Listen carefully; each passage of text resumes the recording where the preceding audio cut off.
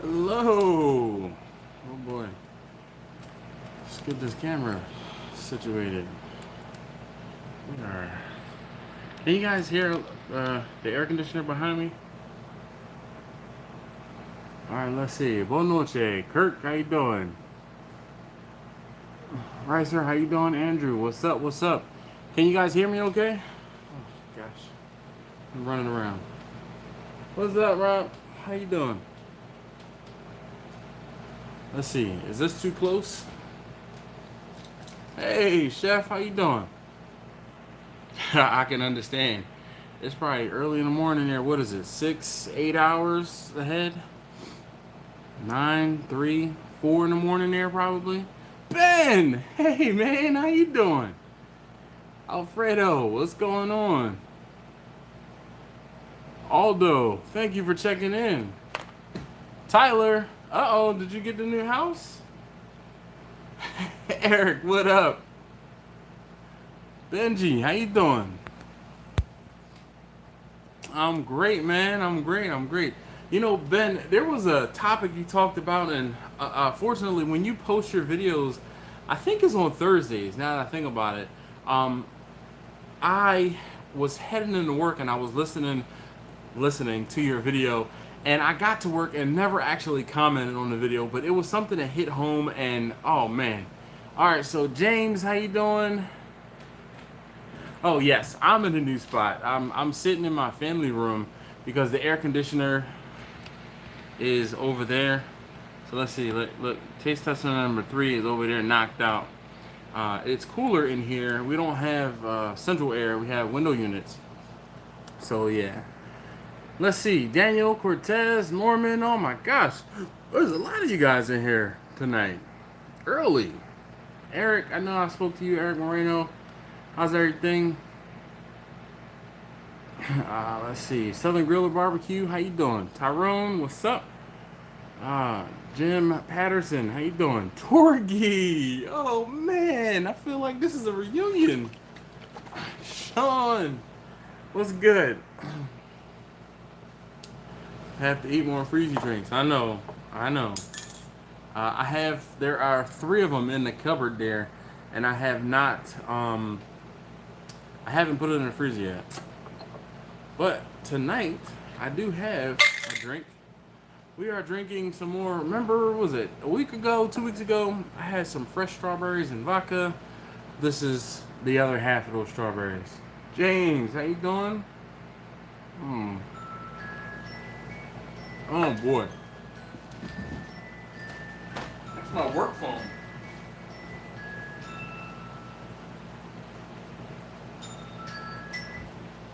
Hello?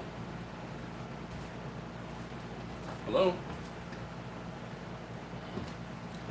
Alright. So, great. There was nobody there. Yes, everything is good, sir. Kirk says he has arrived.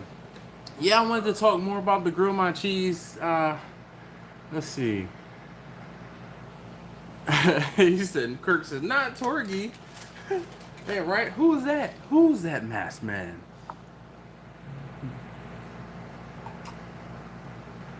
Well, Torgy, no need to comment. Hey, Boosted Plinko, that's my buddy Nick. Alright, so Andrew, it was a week ago I drank this. No service call.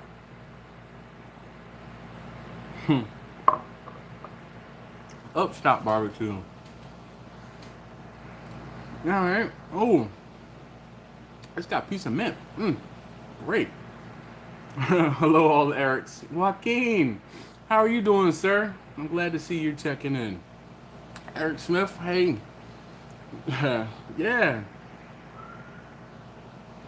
No, it was not the fire department, thank goodness. I did not cook on any of the grilling apparatus this evening. I actually fried some chicken. All right. So, with this setup here, I'm sitting at a bar, and I'm in a high chair, and I'm a little closer to the camera than I normally am.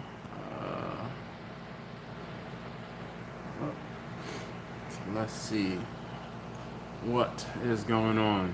So how is everybody doing this evening? Questa J, how you doing?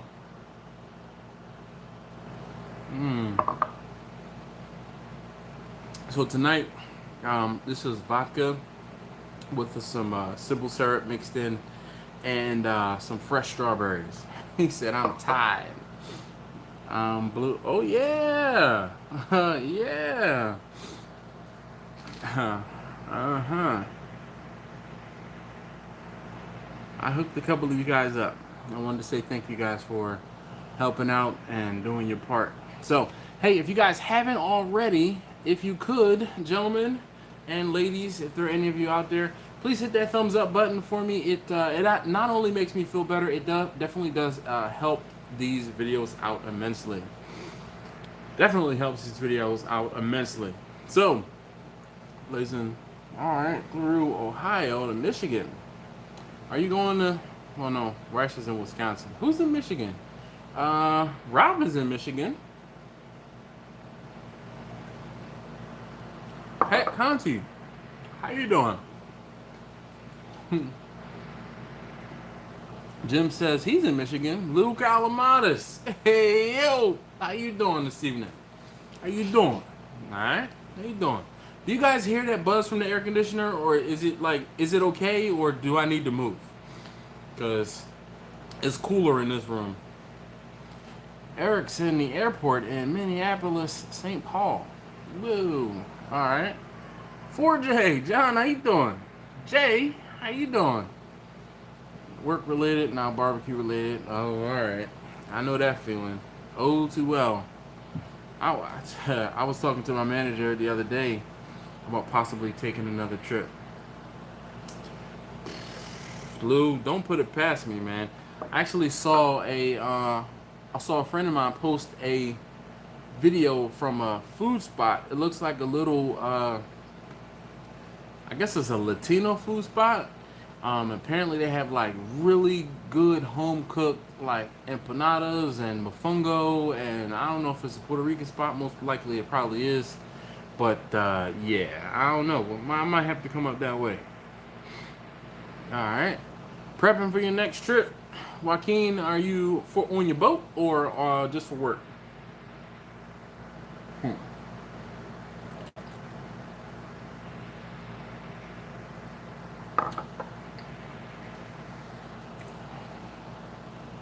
Oh, I'm home. I'm just in the family room as opposed to in my dining room. Usually I sit in the dining room because there's a wall that sits really close to where I am, and it's in the corner I sit, so there's not much background behind me.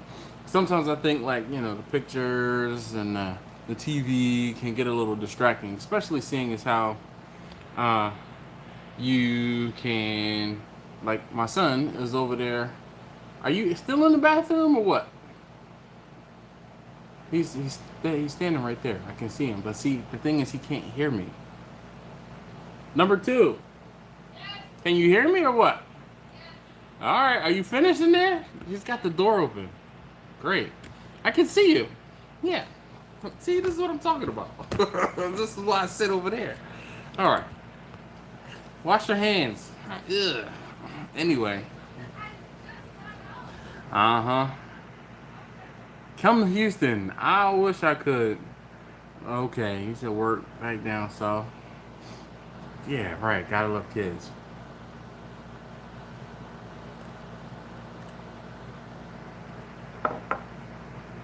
What's the name of the spot, Lou? Wisconsin night, yeah.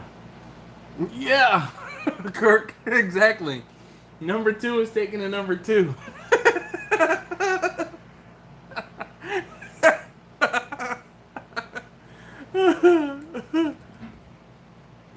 That is all right. I will have to look and see if that's the name of the place. Texas night, man. Yo, Texas is too big, and there's a lot of you guys in Texas. Flip your meat, Northern Cali, second hour. Do you season your burgers on the outside only, within the burgers? So it depends. For the most part, like if I'm cooking a burger on the grill, I usually only season the outside. If I'm cooking a burger like in a skillet inside, then I will season it throughout. So, yeah. Carlos, not cooking anything today. Actually, I fried some chicken earlier, so that was what I cooked for dinner. I did some fried chicken. I went to Sam's, got the pack of thighs. And I got some like microwavable potatoes. I was really not in the mood to cook, so I did something that was really easy. Thank you, Tyler. He said cheers to 11,000. Brandon, how you doing, man? What's good? But yeah, flip your meat. So if I'm grilling it, if I'm cooking it over charcoal, I usually do not season like patties within or anything like that. I'll just season the outside. But if I am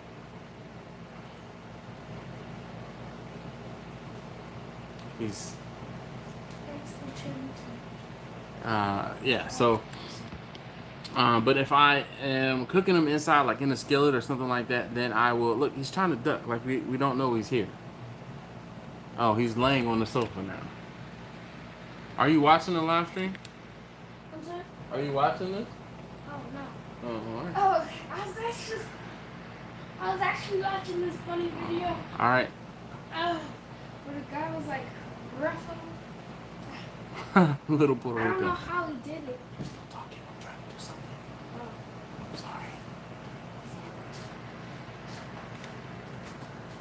I'm sorry. Yeah, I do brine my turkeys. I have a whole full video on how I cook the turkeys. Turkeys, full turkeys, and turkey breasts.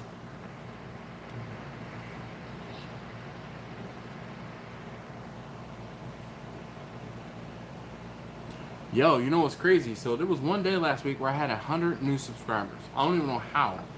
There was another day where it was like over 50, but my average is still about 35 subscribers. But yeah, it took just over a month to go from 10,000. I hit 10,000 on May 20th, and I hit 11,000 yesterday. So 25 or 20th.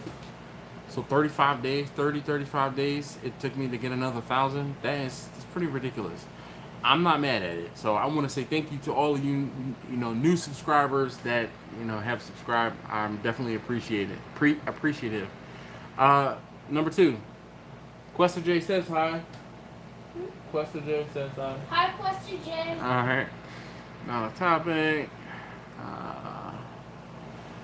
It is a Master Forge, but I have replaced it. So we'll talk about that one a little later, Lou. The videos next week, we'll start talking about that. I actually hinted about it in the video that's coming up tomorrow.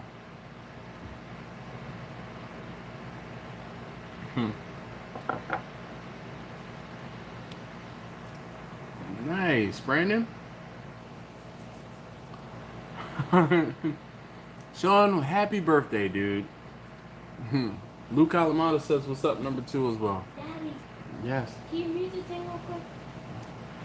All right, hold on 1 second. He wants me to mute it.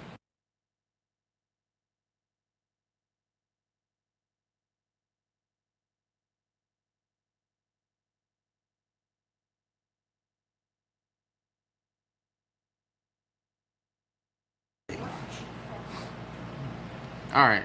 I had to send him upstairs. He says bye, everybody. He wanted to talk a little more than I can talk. The second part, smoke barbecue festivals, any tips, if you will. Yeah, first one. All right, Daniel. Just let's table that. So let's talk about costs of doing business. So last week we had a really good discussion about the costs of barbecue. So I know there are some of you guys who are doing business. Brandon, you come to mind. Kirk, you come to mind. Number 2, everybody's saying bye. Bye. Kirk, you come to mind. Who else is in here? Rob comes to mind. Ricer comes to mind. Ricer, how did everything turn out? John comes to mind. Let's see who else is in the chat. Lou, I don't know if you sold food yet, but you come to mind. Wait, Jamie Monroe. Is that Jamie or Jaime? I think it's Jamie.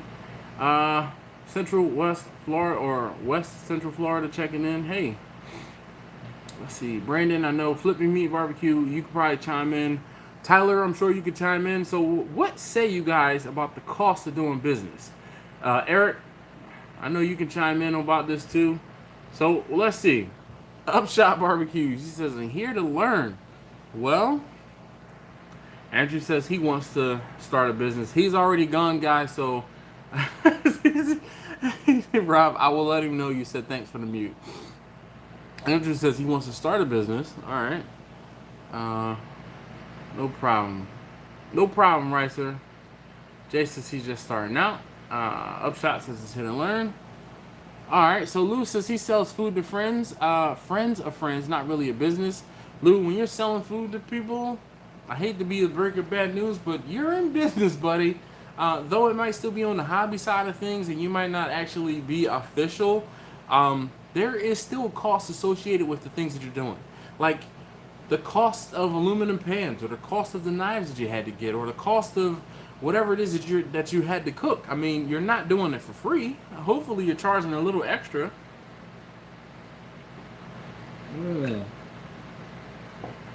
Well, Jay, let's see. Let's see. Business good. He said Kirk says he has 2 briskets, 2 butts, and a pan of slaw and 2 pans of cornbread. Yo, Kirk, I need that recipe for the cornbread, because, yeah. All right, John from Drivercraft says everything costs. Man, who you telling? All right, everything costs. And it's one of those things where I just kind of chalk it up and I'm like, yeah, dollar cost averaging this, dollar cost averaging that. You know, people say, well, how much does it cost you to run a fire? I don't know. It cost me almost $200 for a cord of wood, and I just go through wood until I need wood again. And then I buy wood when I can afford to buy wood. You know, if I have a decent sized catering job, or if I have a decent paycheck from my job, then I can buy wood. If I don't have either of those 2 things pan out, then I will be like minimalistically using the wood. So I told you guys earlier this month I had a huge weekend, right? What's crazy, or what's normal, is that typically I would have cooked all of that food in Bessie. Okay, Bessie, the big wood burning smoker.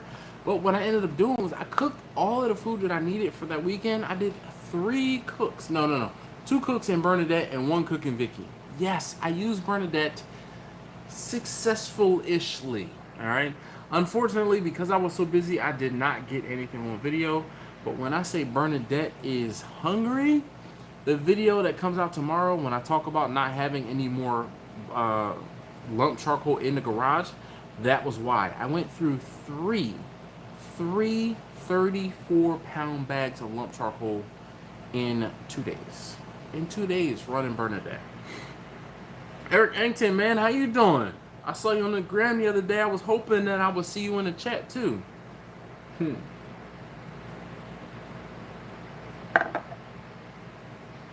John says he sells at his job. Okay.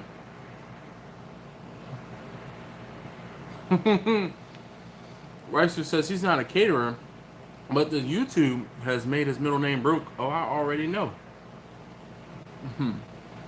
Phil said, Heavenly Smoked Texas Barbecue in the house. All right. How you doing? John, I got that you meant so. Lou, yeah, buddy.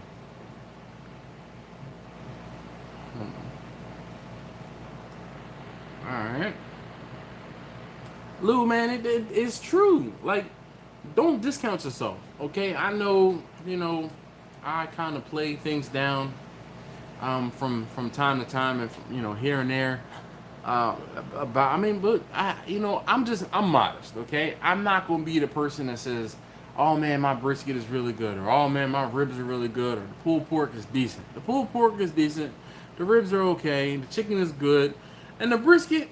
Now my brisket, I have changed people's lives with my brisket, and that's just one of those things where it happens, and I've had to apologize to people because they've had my brisket and they're like, yo, I had a lady, who was it? It was someone recently, and she was telling me that, so for the events that I did on June 1st, one of the events that I did on Saturday night, actually it was the last event I dropped stuff off on Saturday night, she told me when I got to her house, she was mad that she didn't order any brisket. She just ordered pork and chicken. She said she was mad she didn't order any brisket because she hadn't had brisket, and she was like, she said she was itching basically because she hasn't had brisket like mine in almost a year. Oh yeah. Tyrone says your time Jay says he was a chef for almost 30 years, and it's time to make some. Yep, make some of your own money. All right, so Deion Sanders, like really, Deion Sanders, like prime time Deion Sanders. He said, "What's my biggest profit? Brisket, turkey, or chicken? Chicken is where I make the most of my money. Between chicken and pork, I lose money on brisket. I don't. And when I say I lose money, I'm still making some money. I'm just not making as much money as I make on pork and or chicken." All right, Kirk Sands, Packers again. All these two flavors for anyone. But kidney weddings are up to about 150 people. That's what's up, Tyler. And you know what, Tyler? Those favors will pay off in time. I tell you, they will. Like definitely. I remember telling you guys vividly about how my cost, or one of the things that people don't include in the cost of doing business, doing pro bono work or doing work for free. That work that you're doing for free is sweat equity. Anybody agree? Just type like SE or sweat equity. Like I have a lot of sweat equity in my business. One, because the damn smokers are hot. And two, because man, oh man, delivering food or cooking out of the grill sometimes and I'm not getting paid for it. Gosh, I wish I had $1 for every time I did an event or did something or helped someone and didn't get paid for it, because I would have like a few bucks, a few, not many, but a few. But those feel-good events, those things that you do for people, those are the ones that pay dividends, because that's when you meet someone new, or you go and someone experiences your food for the first time, and that's when they're like, oh, you know what? I'm gonna hit you up for order. Okay, here's some business cards. Speaking of another expense, business cards cost me 2 cents a piece. I order them from Vistaprint. Get your stuff into Vistaprint and then wait for when they have a 50% off sale. They usually have a 50% off sale like maybe 2 or 3 times a year. And I order 2,500 cards at a time. Do I give out 2,500 cards in a year? Sometimes. I give out a lot of cards. I sprinkle cards around like confetti. Alright? Any sale of food without a catering license is illegal. Lou, I hate to be the bearer of bad news, but it's not legal everywhere. Grill Sergeant, how you doing, sir? Fuel is the biggest cost? Yes, definitely, Lou. Charcoal, wood, we talked about that last week, about the cost of just doing barbecue. But the cost of doing business, that carries over. Holy cow, Quincy J, he said he had to carry $2 million in liability insurance. Jeez. Carlos, you might be kind of new around here. So the wood that I use, I do have a whole frequently asked questions playlist, and talking about the wood is one of the videos in that playlist. All right. What the hell, man? Every time I go to Sam's, they sold out. Packers must be buying them up. So Kirk, you know what you do is you go in there early in the morning, man. Stop trying to go in there like at 8 o'clock when they close at 8:30. This is current job in IT and telecom. Jay, you know what? I tell you what, I work in IT and I don't do telecom for the most part, but I work in IT, and I tell you, people who work in IT have money sometimes, depending on where they are. And I use my position where I was in order to sell a lot of food to my coworkers. Yeah. Yep, Torgy, we talked about sweat equity. I know I'm a couple of moments behind in the process of starting a barbecue food truck in Kentucky. This is Cabulus? I guess Cabulus. Alright, Kentucky, so many costs. Can't say how many times I have come close to an anxiety attack. So, Cabulus, you know what? I don't know how long you've been around, but I did a video a little while ago. It was actually probably like February or so, where I went and actually looked at a food truck. And the sheer cost of buying a truck, getting a licensing, having a state catering license that you have to get every single year, having this permit in this city, having this permit in this county, having this permit to do this, going to events. Most people don't realize when you go to an event, you have to pay them to be there. Okay? Those things are not free. So people are like, oh, why don't you do more events? Because I can't afford $200 or $250 to set up a table when I might be clearing $5. And if I'm clearing 5, then half of that is my, going to pay for the food, which means I'm breaking in essence even. Now, I mean, that's just rough numbers, but sometimes the table fees are more, sometimes the table fees are less. Yeah. Jim says, gotta get them quick primes. They go super fast at Sam's. I agree. Rob says he gives it away at cost. He said they always want me to cook. Fuel cost it's all cost. Cleaning the grill cost. Having friends cost. True that. Cheesesteak supplies. Uh-oh. For sure, fuel is expensive, but it's a good profit margin there. I buy pellets by the pallet and then sell the pellets. Oh, wow. Look, check him out. Tyler says now that is, or enterprising. All right? I don't really like the term entrepreneurial, probably because I can't spell it, but I can spell enterprising. And I always say when people ask me, oh, you're that entrepreneurial spirit. I've always been enterprising. Yeah, Kirk, that lamb know what you want. End up selling half the pallet at a great profit to the point where his fuel burn is free. That is what's up, man. Charles the Barber. I was thinking about you the other day because someone asked me about chicken. I was like, yo, where's he been? Hopefully everything is good. Oh, I need to tighten my head up. I took a shower, a little while ago and like earlier this evening, and I was about to shave my head and tighten up my beard, but I don't know. I didn't. Am I okay? Do I pass inspection? All right, so Brandon says payroll, accountant, taxes, insurance, food costs, utilities, internet, rent, mortgage. Bruh. All right. Speaking of taxes, all right, accountant, a friend of mine who has been in a live stream a time or two, my buddy Travis, he hit me up today and he says, hey man, do you have an LLC? And I'm like, yes, I do. So he's like, oh, I started working with this virtual accountant. I'm like, oh boy. So he started telling me about his virtual accountant thing and what he's doing and how much it is. And I'm like, bro, I'm not trying to rush you. And he's like, oh, I'm not trying to sell you, because you're my friend and this, that, and the other. But, I want to tell you about the service we offer, is this and the other. I'm like, okay. I'm waiting for it. He said it was $1,800 a year. Plus $1,800 plus another $30 or something like that a month. And I was like, yo, I'm not ready. Like, I can't afford that. Like, an accountant, it's going to cost me almost $200 a month. Now, I know in the grand scheme of things, when I get to that point, I'll be like, here, take $250. But at this point, I can't afford that. And I'm like, yo, bro, I would love to be able to support you, but I just cannot afford that. Look, well, that's what's up. John says he has brisket junkies that come to get multiple pounds a week. I've been there and I've done that, man. I had a standing order of a pound of brisket per week to one of my friends. A standing order. Oh, yeah. Phil Garcia says, people forget about your time at barbecue. Do not forget about your time.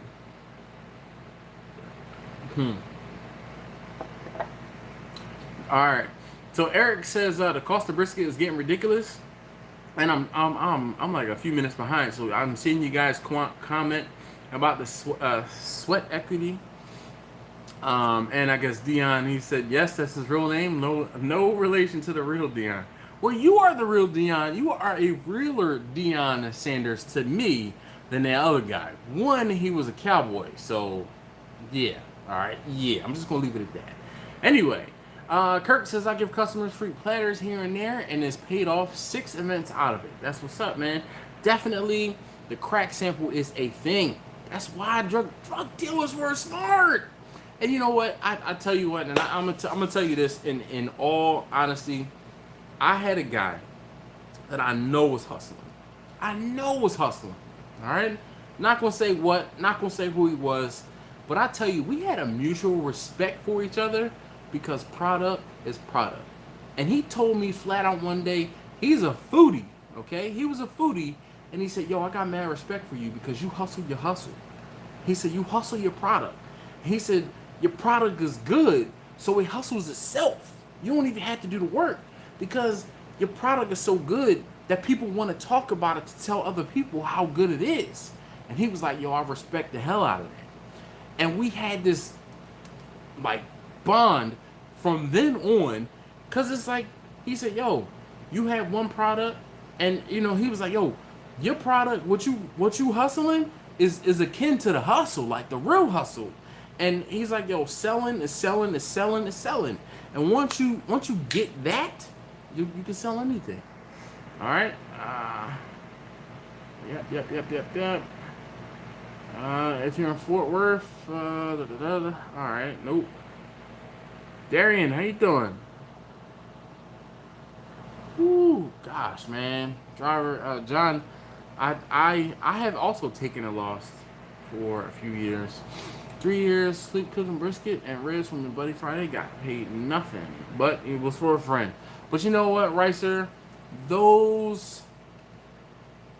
It's one of those things, right? In the beginning, there will be sweat and there will be zero pay. But you know what? I'll tell you, it will pay off. It will come back to you, man. It will come back to you. Because I can tell you stories about how I met people in the most... Dude, today I had my router replaced from Comcast, right? You know what's crazy? The guy that came into my house, he was a customer of mine. My man has ordered my food, had my food. When he got out of the van, I was looking at him like, yo, this guy looks familiar. He was like, yo, the barbecue man, what's good?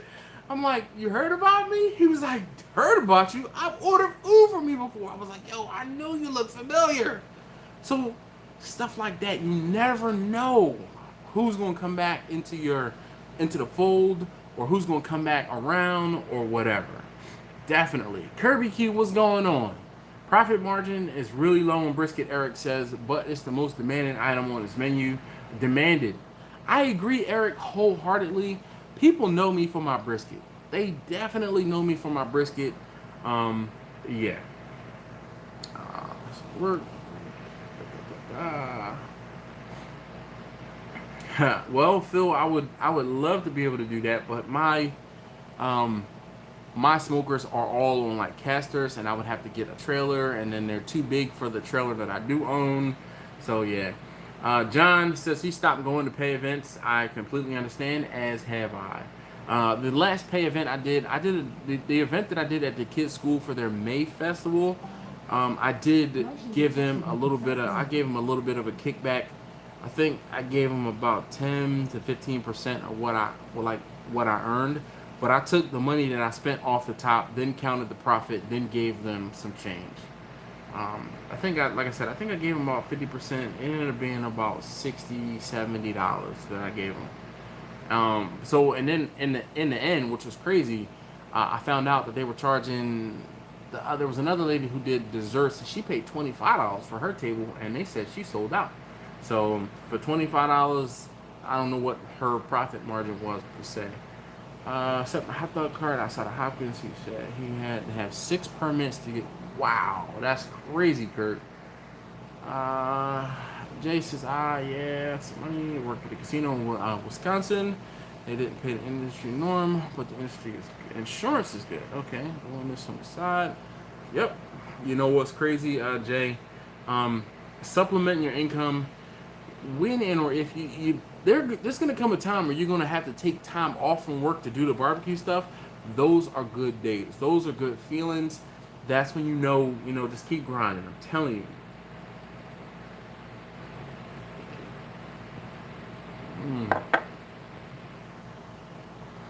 Yes, Jay, that's what's up. Woo.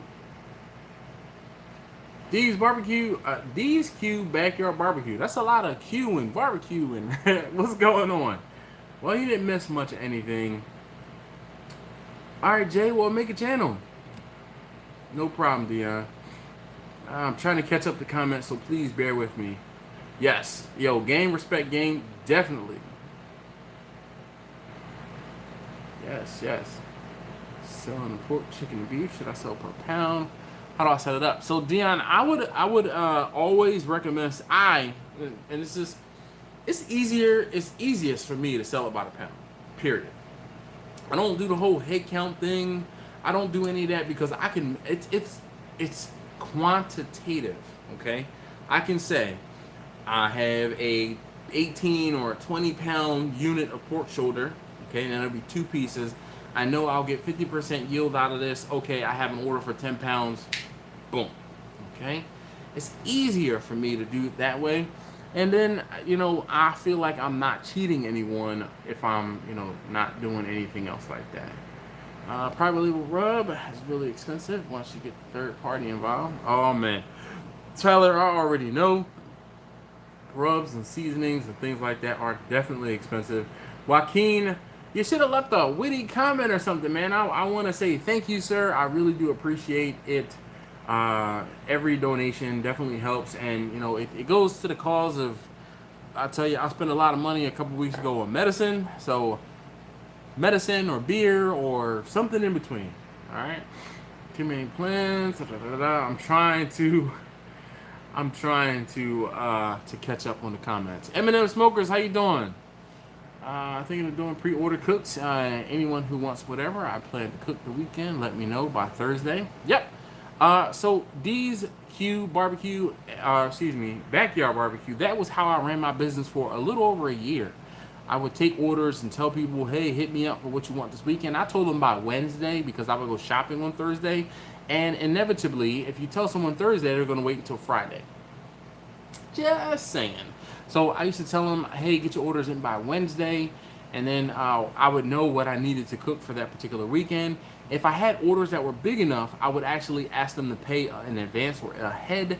But for the most part, I always had some float money, so I would have enough to buy whatever it is I needed. But if I didn't have enough or I had a bigger order, I would send them an invoice and say, hey, can you go ahead and take care of this? And then I will make sure your stuff is delivered.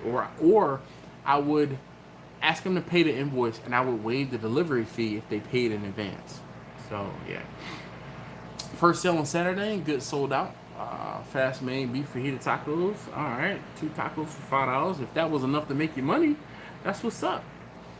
Piston, it's not this. Oh, man. Last week, see if you had made any video. Oh, man, every week I put out 2 videos in a live stream on Wednesday. Yeah. Yeah.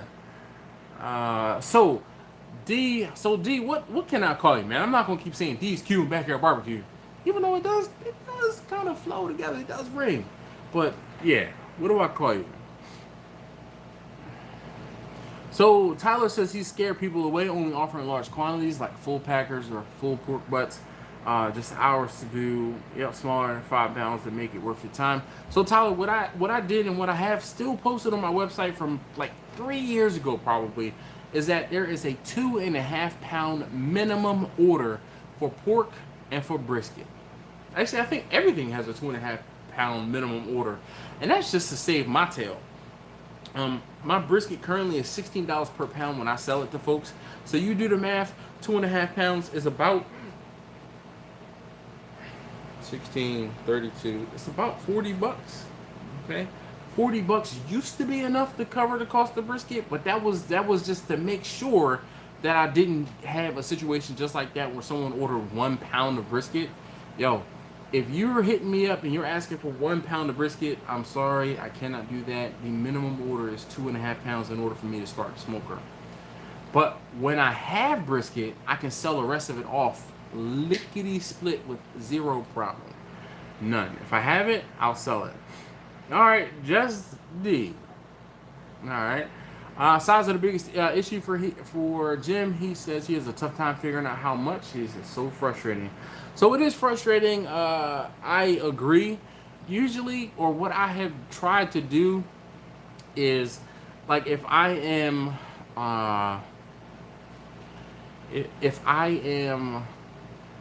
doing something for an on-site event and people say, oh, I have 50 people, I figure 4 ounces of sides per person. It's like a rough, kind of in the ballpark. And then because I buy a lot of my sides, I don't make them, I just doctor them up. I will account for a little more or a little less. Just kind of round up and round down. You'll have to figure it out. I tell you, it is an inexact science, but man. All right. So I primarily do meats, D.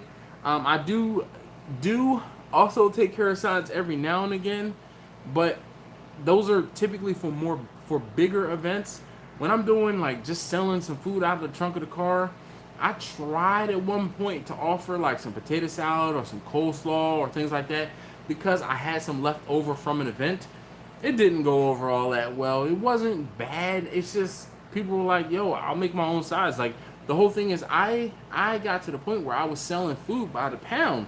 So I was selling someone 2 pounds of brisket for their dinner, so they could have their dinner, and they would make their own sides while they were warming up the brisket, or they were ordering a rack or two of ribs, and they would make their own sides while they were warming up the ribs. So that's how I stayed in my own lane and didn't do the sides. And I was adamant about not offering sides because the worst thing you can do is offer somebody and give somebody some macaroni and cheese that they paid for, and it's not like their mothers, or it's not like their grandmothers, or it's not like that aunt that makes the good macaroni and cheese. So no, I'm not with it. Yeah. Ooh. Kirk, I take cards. So speaking of taking cards, I use the PayPal here reader. The PayPal reader, and I've talked about this in the past. I know some people use the Square reader. I like the PayPal reader because it works on my phone. It plugs into the headphone jack. Sorry, you iPhone users. I don't know what y'all have to do. Oh, they have the insert card one that's Bluetooth now, I guess. But I use the PayPal reader because the fees are less.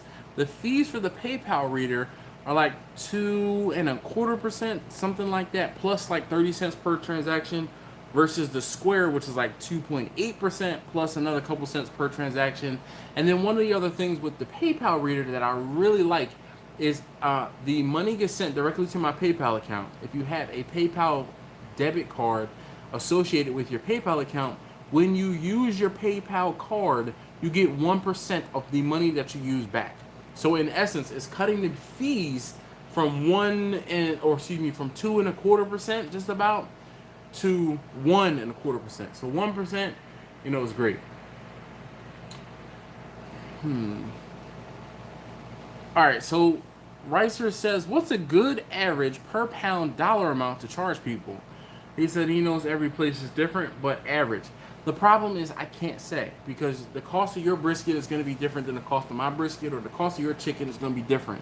So usually how you determine how much you're going to charge is going to be based off of how much you pay.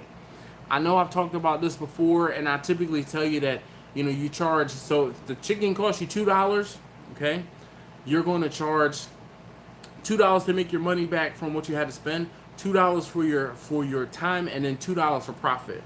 So you figure $2 times 3 is 6, right? I charge $10 a pound for chicken. So that's how I'm making a little bit more money, because people don't always account for the loss that you have. So yes, I'm buying 10 pounds of chicken, but I'm only selling 7 pounds of it, or 7.5 pounds of the 10 pounds that I started with. So how much money am I actually making? So you have to charge accordingly based off of your price, your loss, and what you can actually sell. All right. Rice says for brisket. So hopefully that answers your question. Yep. Tyler is on it, but you also have to account for just a little bit more for loss. Ricer, man, I tell you what, throw out a price, or how about this? Undercharge, and then realize you're undercharging, and then bump your pricing up. But say you're going to undercharge for a month or for a quarter. Let's say 3 months, okay? Undercharge for 3 months, and you understand, hey, well, once you're selling food and you're paying for the foil pans, you're paying for the pellets, or you're paying for the wood, okay? Then you can understand the other costs associated with doing business, as opposed to just the cost of the brisket. You have to pay for your seasonings. You have to pay for your time. You have to pay yourself something. You pay yourself a little bit of profit. And then, like I said, the fuels and other things that come with it. Pay for your fuel to get to wherever it is that needs to be delivered to. Okay? All of those things factor in the cost. So all of those things are conducive to your location. So that's why I can't necessarily say, yep, you need to be charging $20 per pound for brisket.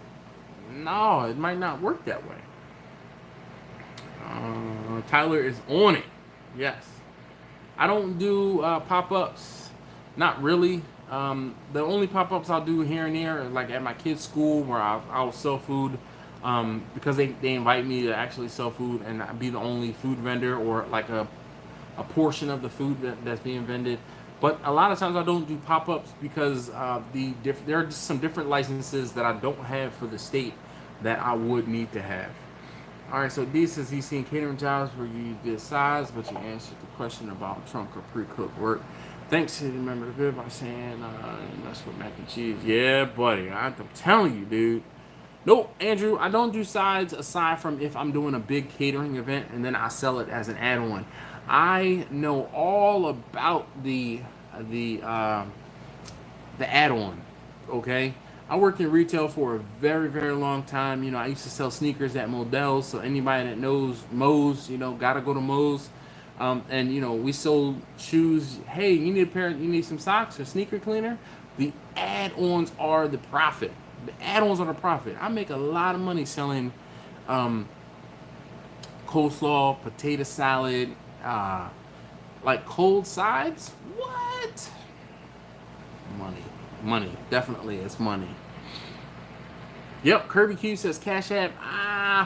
I've been doing Cash App probably for 6-8 months now, and it has come in handy. There have been a couple people that have paid me via Cash App. Cash App is definitely cheaper. Okay, if you're patient, and Cash App I found is usually in my account in a day, but PayPal is immediate. It is there immediately. Like, there was a time I remember vividly, and I use this as an example all the time. One of my friends hit me up, and he's like, "Hey man, are you cooking tonight?" And I'm like, "Yes, I am." He said, "Oh man, I need to get some brisket for tomorrow." How much brisket do you want? He's like, "Oh, I need like 5 pounds of brisket." And he's like, "I'm doing something at work, and I need to take it with me."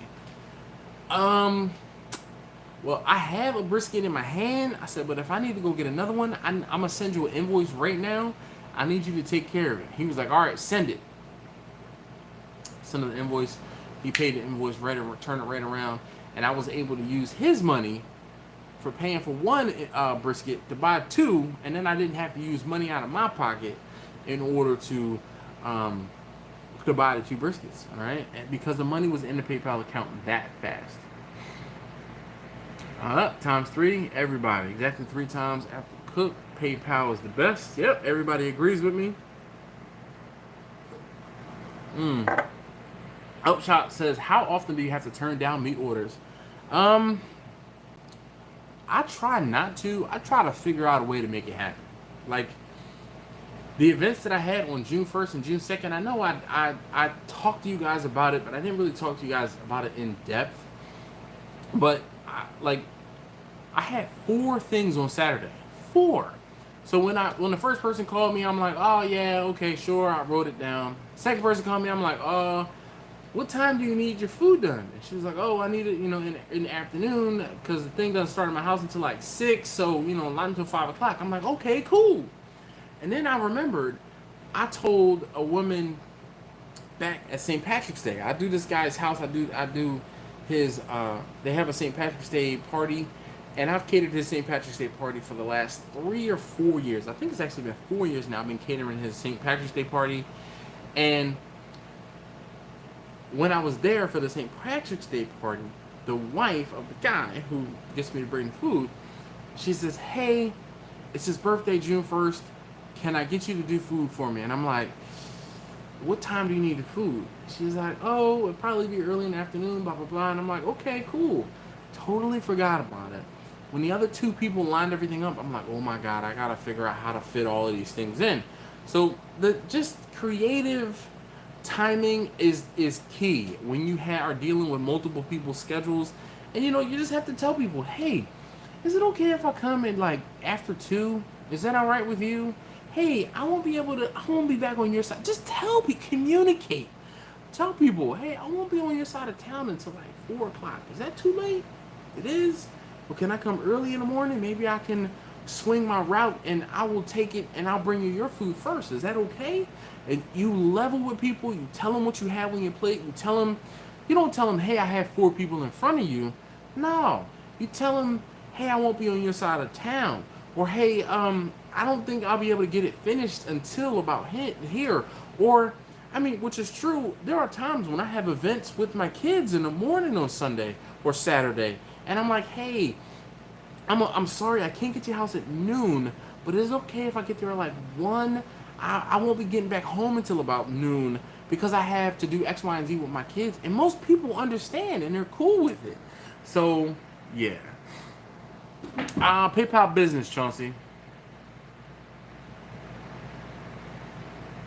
Yep, Ricer says it isn't going to be his gig, but he does want to recover a little bit of cash. Ricer, you will, man. Trust me. First 3 years, I didn't pay myself. Employees is paid. Yep. Yes, Tyler, that is another thing right there, okay? Because all of my smokers I have paid with cash for.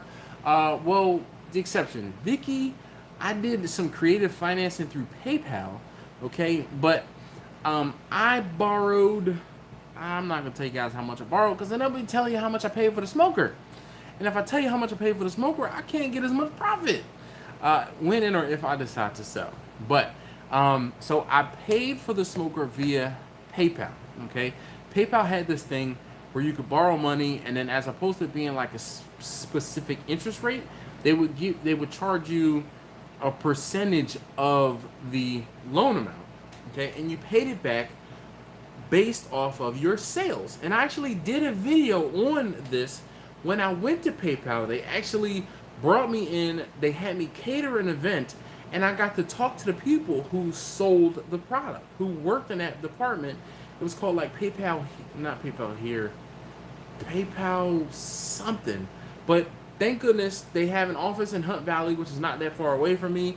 And it was cool because, I mean, they gave me not even a line of credit, but it was one of those things where they're like, oh, hey, based on your sales, we'll give you X amount of dollars. So let's say it was $5,000. All right, it wasn't $5,000, but let's say it was $5,000. I paid that back based off of my sales through PayPal. So what I was doing was I was funneling extra transactions through PayPal so that I could pay off that loan. I paid off that loan in less than a year. And I set mine up to pay it back 20% of my sales. Now, did sometimes that 20% hurt me? Yes. Because if I'm doing an event and I'm getting 50% of the fee up front so that I can purchase food, and I gotta take 20% off of the 50%, yo, that's cutting it close as far as being able to buy or purchase all of the food that I had. So when they asked me for feedback, that was one of the things that I told them. I said, you know, there are times when I would have liked to have been able to turn the fee return or the payment back, repayment off, so that I could have taken a 50% deposit and actually used it towards what I needed for whatever event, you know, the deposit so that I could buy food. But other than that, it worked out really, really well.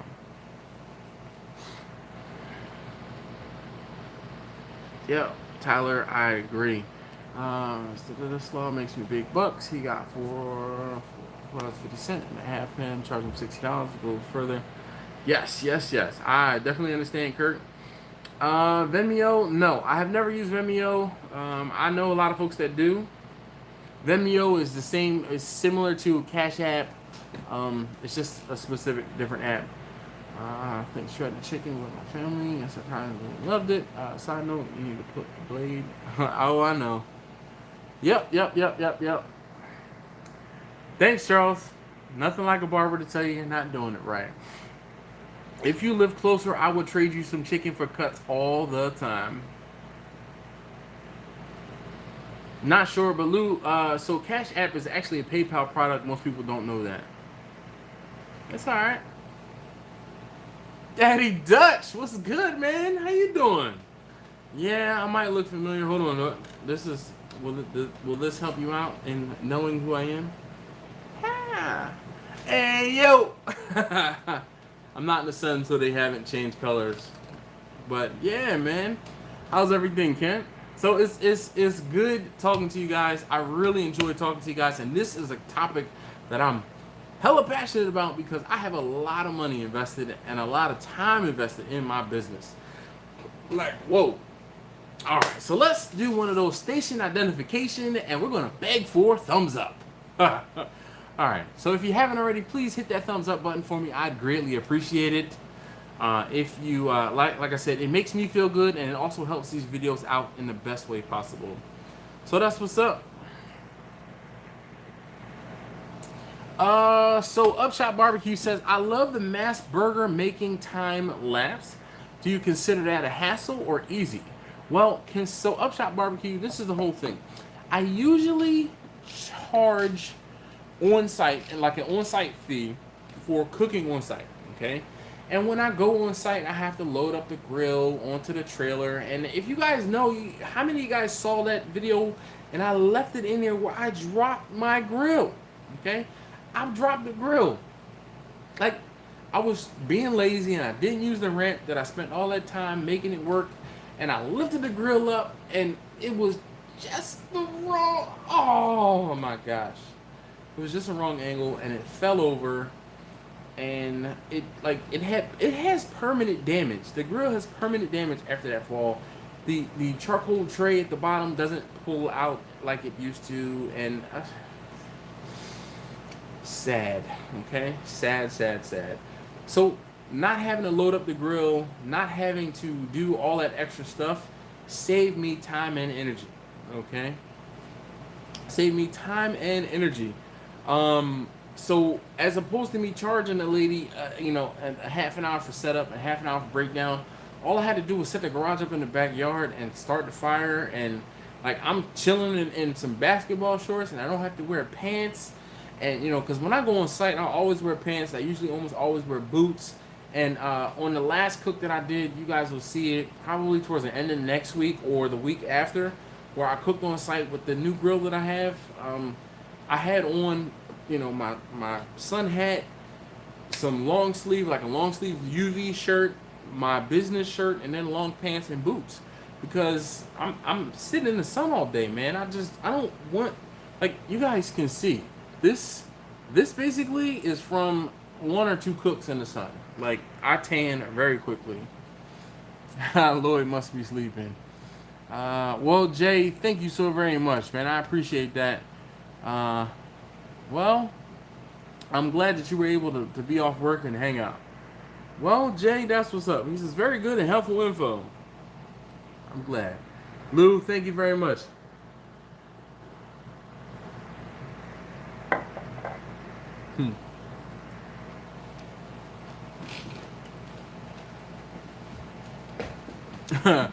D, you're right. I think it was from Lowe's. If it wasn't Lowe's, it was Home Depot.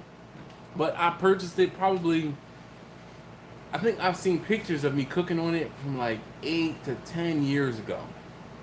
But that grill has been with me for a very long time. They don't even make it anymore. I was going to replace it with one of the newer models that's similar, but my goodness. See, Jay says this trailer has a dual base smoker, flat top griddle, Santa Maria broiler, freezer prep table, 4 tray ice bin, and a 4-well steam table. Man, and a partridge in a pear tree. Yeah, I'm envious. Yep. That's what's up, Jay. Jay, where are you? J321, where are you, sir?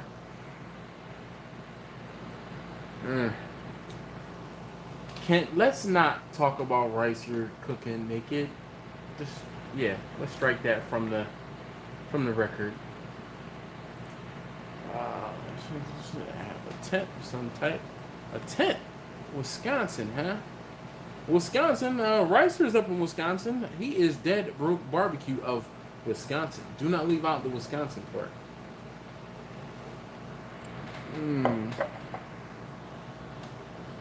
Calendar. Oh, so Charles, I actually used the Square app with my barber, and I tell you, it is awesome because it schedules your appointments and things like that. Whoa, it's free. Nice. Cost, activity. Huh. No problem, Upshot. I appreciate you being here. Best thing I can do is answer some questions, man. Especially with stuff I kind of know about. I tell you, I got thrown to the wolves. I have had a lot of barbecue business experience in a short period of time. I know I talk about it, or I have talked about it in the past. I got laid off, and I decided there was going to be no better time than the present, or well, it was the past. There was going to be no better time than when it was for me to do barbecue or pursue barbecue full time. Um, and with that, I kind of just dove in feet first, and when I say I held on, because man, I was gonna actually do a live stream one day talking about robbing Peter to pay Paul, and I know I've talked about it before, and I vividly remember, all right, on a Monday morning. Let's just break down how my weeks used to go. All right, so let's see. Let me catch up on some comments. Bearded Boar Barbecue and Catering. Hi. Thank you very much. Bearded Boar Barbecue and Catering. That is a mouthful, but that sounds awesome. Yep. Jay, I know. He said I gotta pay that dang smoker up. I already know. Hey Andrew, thank you very much for hanging out.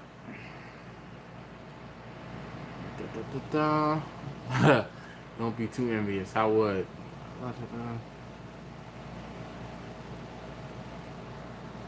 Oh yeah, man. Charles, look. I am, if anything, I'm humble. I have to be, cause I'm a regular guy. You know what? I don't want to say I'm lucky, cause I'm not lucky. I put in my work to get to this point. Um, like I like, you guys have no idea the struggles I have been through, and I started to talk about this, and I'll talk about this in a couple minutes. But I will tell you, like, a typical week when I was laid off. All right, how my cash flow went on a typical week when I was laid off. All right, so let's see. So tonight, I have some. It was vodka, simple syrup, and some fresh strawberries we picked a few weeks ago. Joaquin, thank you very much for hanging out. Uh,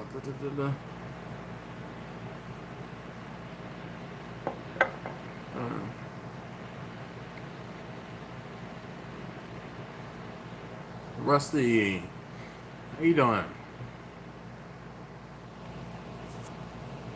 All right, so I do pre-sliced, and I don't stand around. Um, Majority of the time, if I'm standing around, if I'm on site, then I'm charging folks being on site to dole out food, and most times people don't want to pay for that. Uh, da, da, da, da. Sometimes it's timing. Like, it's location and timing. I tell you, they were a big factor in how I got my business off of the ground, because I was smart enough to be able to sit in a position where I was working on a help desk, and I was miserable on this help desk, and I would sit and I'd be like, can I have user ID, please? And your name? Okay, and how can I help you? And I would zone out. And I'm on Instagram searching hashtags, and the hashtag I searched was a geographical one, and I told you guys this was key. I searched for Baltimore. And when I was searching for barbecue, and I was looking through posts,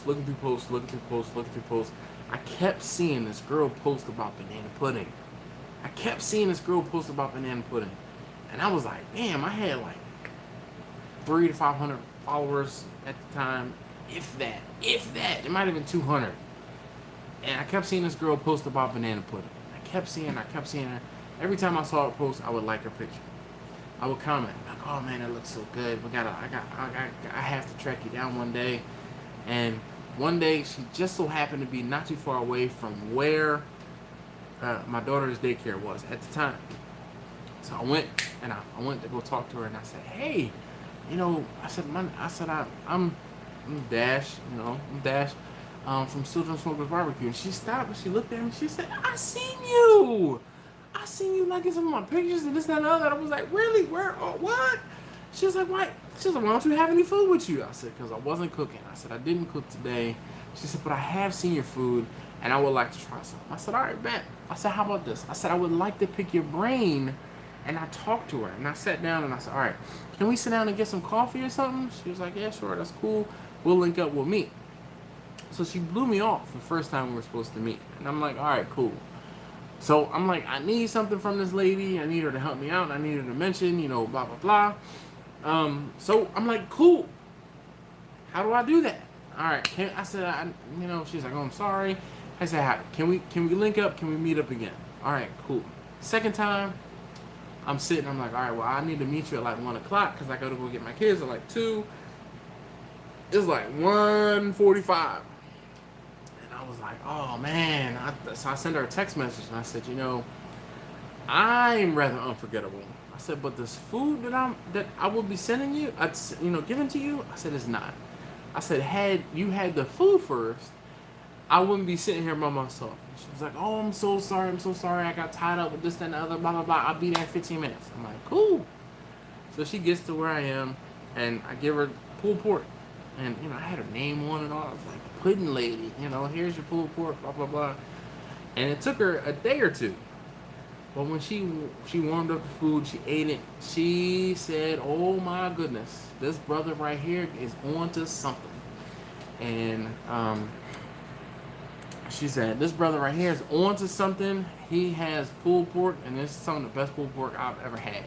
And when I say my followers jumped by like 200 in a day, it was like 200 followers. And that very next day, I had my first order.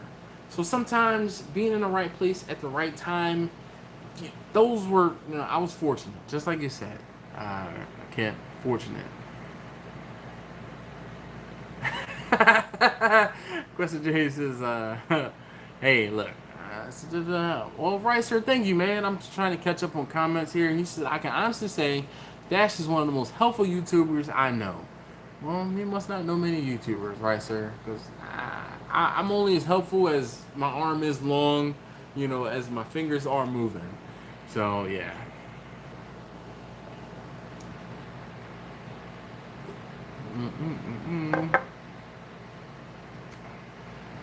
Yes, Ricer did have to eat chicken butt. Dude, Ricer, I was in the Peruvian chicken place today. I didn't get any chicken butt today. Banana pudding for the last 2 weeks. Oh man. Alton, what's good, man? Hey, yo. George, how you doing? You guys are so funny.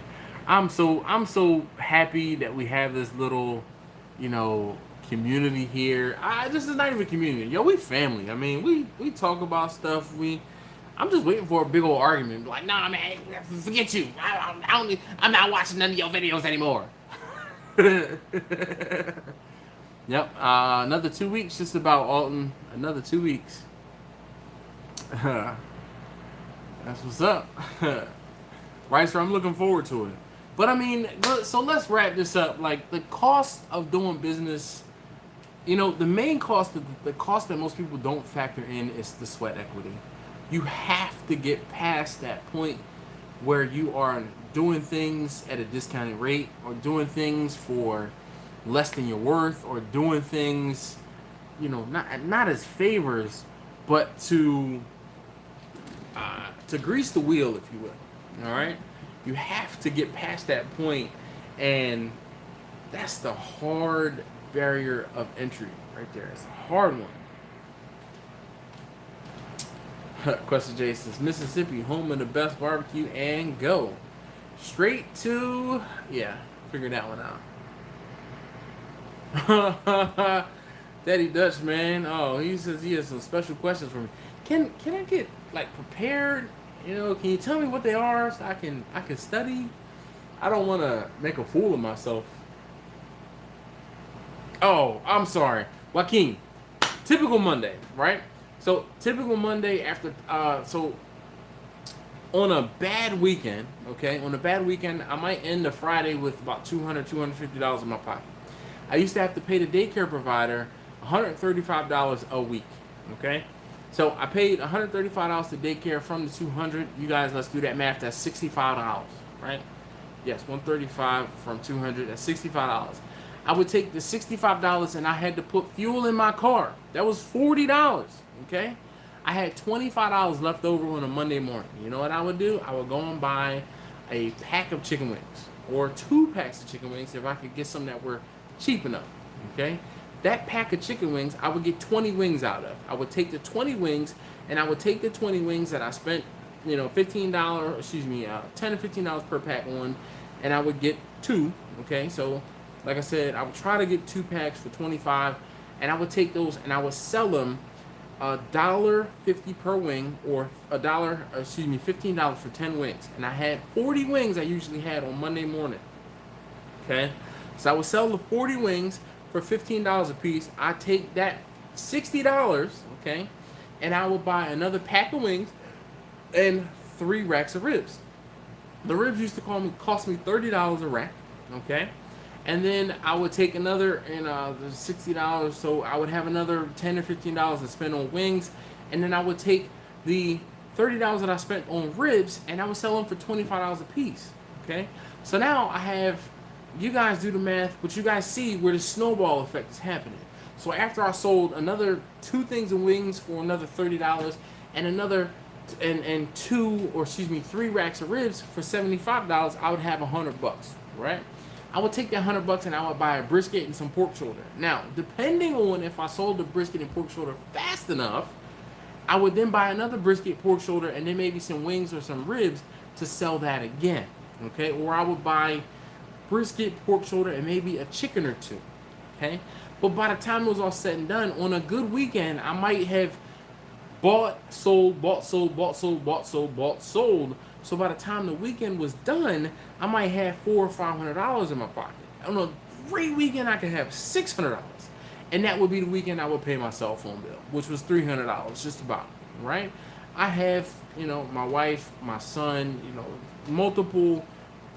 Well, typically on a weekend like that, it was like me paying daycare, my cell phone bill, gas in my wife's van possibly, or money for the Easy Pass. I mean, there were things that would come up, and every weekend was not a $500, $600 weekend. If I had family things going on, if I didn't have any events or anything going on, I was making nothing, and I would have basically sold enough to pay for daycare, and I would have less than $50 to start the Monday off, and I would have to figure out what I was buying in order to start the snowball hamster effect again.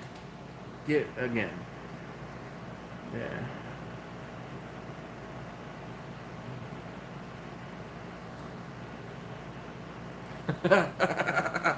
That's funny.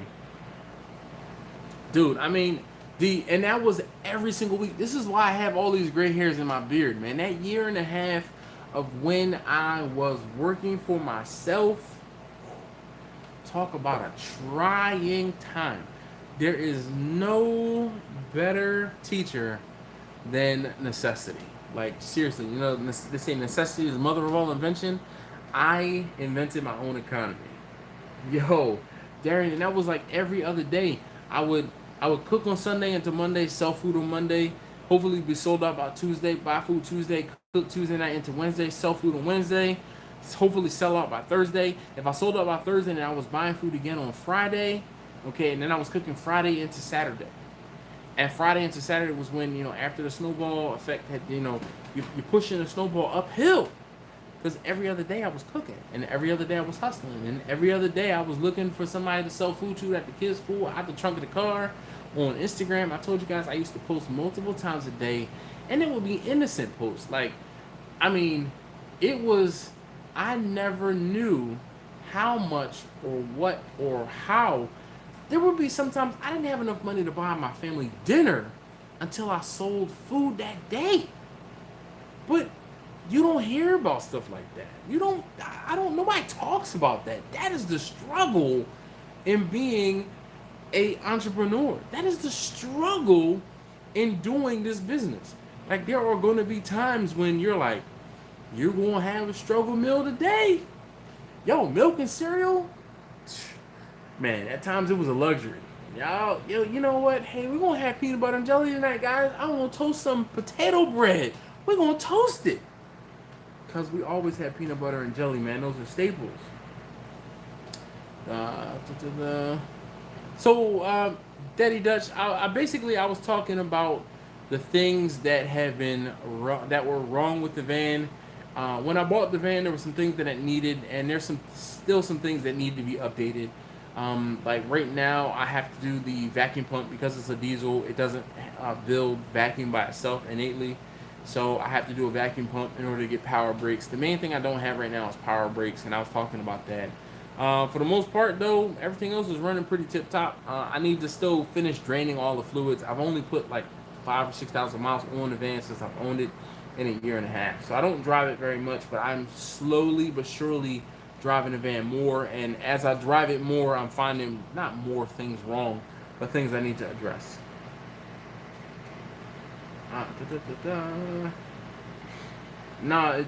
So Ricer, that airboat looked like it was a friend of his.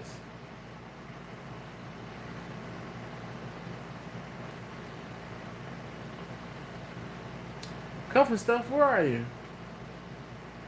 Did I miss you?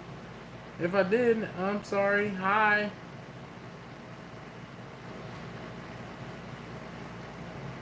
Man, grits and butter. Shoot, I wish. Ken says he learned how to fry bologna many different ways when he was younger and really broke. Barbecue with Big Daddy. How you doing? Grits and butter. I have a friend that's a DJ, and his shtick is, or you know what he says is guns and butter all the time. He's like, guns and butter, baby, guns and butter. Yeah, that's what's up, man. I'm gonna be honest with you guys, man. Like, I struggle, and people say, hey, is there money in barbecue? Yes, there is money in barbecue. Is it fast money in barbecue? No, no. Do I advise folks to get into barbecue? Yeah. You know why? Because there's money out there for everybody. But at the same time, it's definitely not fast money. It's not, in Baltimore, there's a little bit of a crisis by the guys, the squeegee boys is what they call them. They stand on the corners, and they're willing to stand on the corner and wash your windows, right? And they're polarizing. Because some people like the fact that they're out and they're actually working for not a living, but working to earn some money, as opposed to being out on the corner doing something else. They're on the corners, but they're doing something positive and, productive, if you will, out there. So the mayor basically said the cops are going to leave them alone. Okay, the cops are not going to bother them. As many people that want them off the corners, the cops are going to leave them alone, because think of the alternative.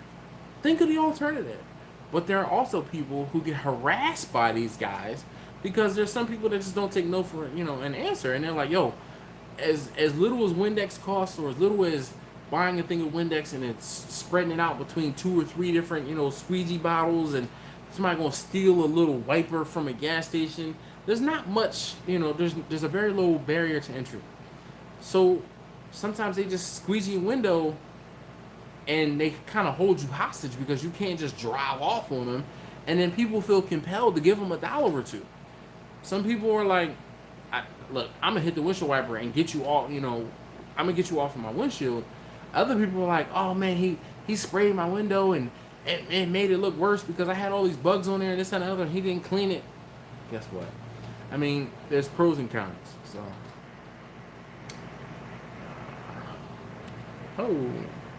Tay, thank you, sir. So, or ma'am, I don't know what is what. Move out 16 because you knew better than my dad. Ken, how'd that work out for you? I'll wait.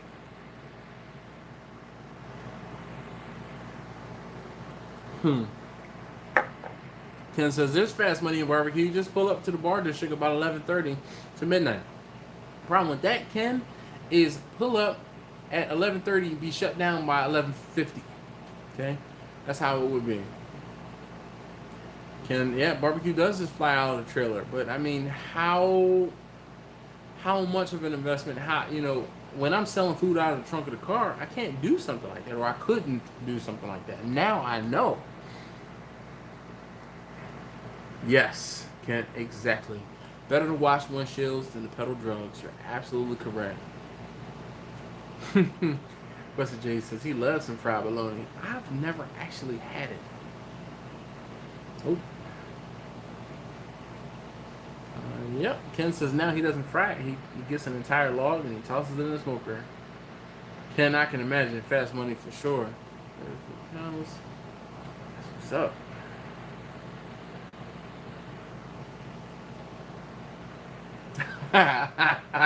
Ken, well played. He said, I also didn't say it was legal. Smoked bologna is amazing, Dutch says, or Kent says. I'll take your word for it. I don't know if you guys are aware, but I've made mention before that I don't eat pork. So there are lots of things I do not partake in. Like this past weekend, I cooked some sausage. Apparently, it was like beef, pork, and lamb sausage. And the woman who was whose party it was, I talked to her because her husband is a coworker of mine. This is how I got the gig. But she says, "Hey, did you try some of the sausage?" And she's from South Africa, so it was special South African seasoned sausage. And I said, "No." I said I came close to trying it. I said I almost did. I said, but I just couldn't do it.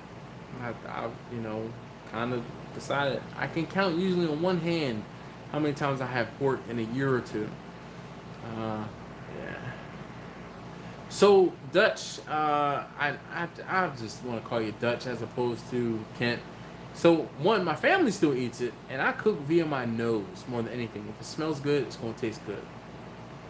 So, yep, I cook via my sense of smell. Yep, Ken, you can have it. Well, at cost.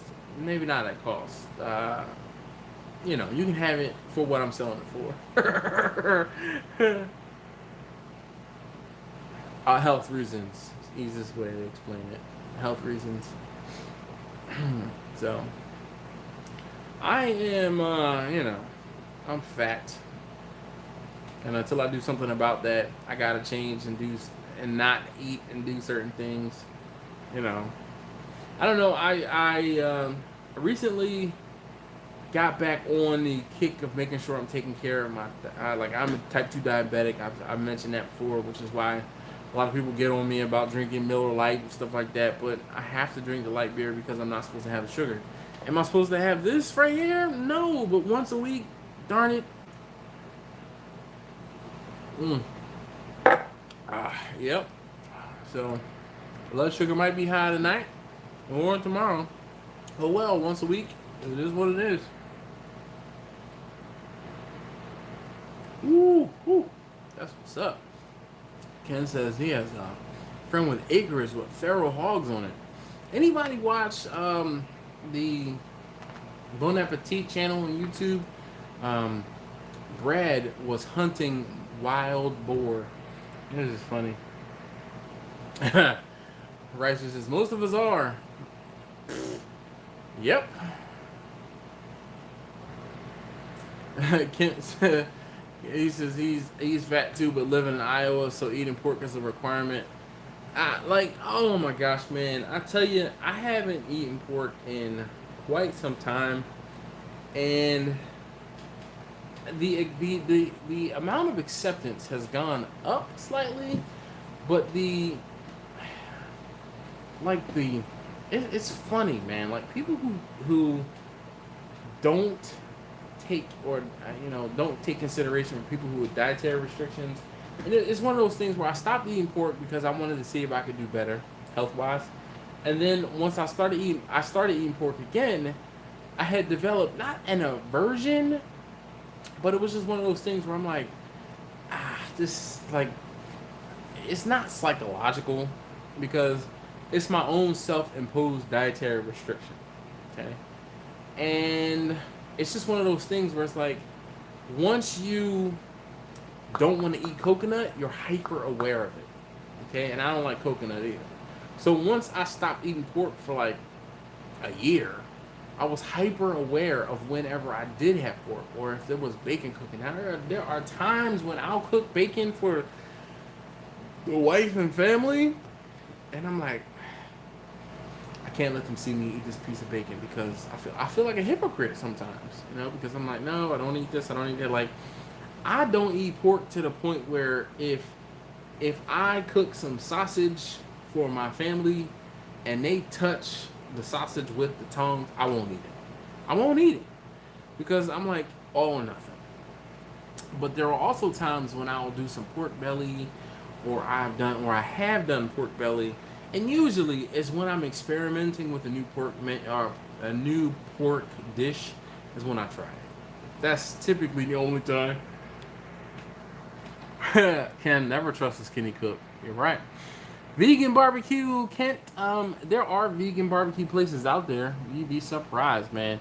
And I have been approached and asked about doing vegan barbecue stuff, but the problem is I don't want to have to make a whole new smoker that has never cooked meat in it. And most vegans will not accept that you haven't cooked meat in something and you burned it off and you've done this and done that. They're like, have you ever cooked meat? And I'm like, yeah. No. Okay, I won't do that. I like now. Alright, so yeah. Butter's bad for you. Eat margarine. Now it's back to butter over margarine. Yep. Eggs are bad for you. All that stuff. Ken, I've like I said, I haven't eaten it in such a long time. I don't miss it. Let's put it that way. Ken, woo, exactly. Eat right, don't smoke, exercise daily, and die anyway. Sure enough. Yeah, Sonny G, what's going on? Yep, Ken, I've definitely said that one before. Don't take life too seriously. No one makes it out alive. But yeah, like I said, that's my own dietary restriction. I don't eat pork. And it was easier when I lived in Philly to not eat pork. It's getting a little easier to not eat pork in Baltimore, but lard flavored Jello, no sir, Ken, no sir. See, that's one of those things where it's like I'm trying to do better and not eating it. So, like, there was a time I was in Kansas City, and I was at Fiorello Jack Stacks. So any of you guys know Jack Stacks, just comment Jack Stacks down below. I'll wait. I'll take a sip. I'm like running low here.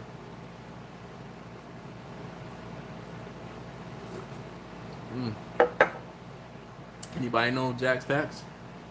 Jack, I was thinking about you earlier. Okay? I was like, man, where's Jack and Betty? I was thinking about you guys earlier this evening. I was like, man, I haven't seen him in a week or so.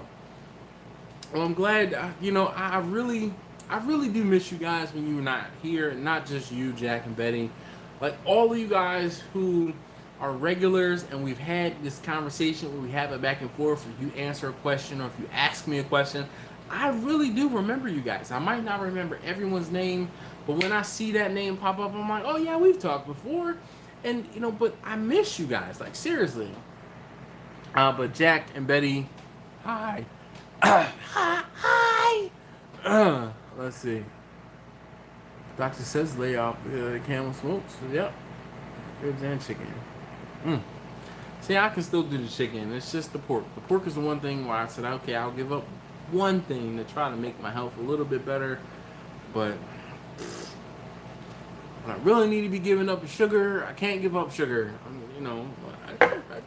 Just be calling me.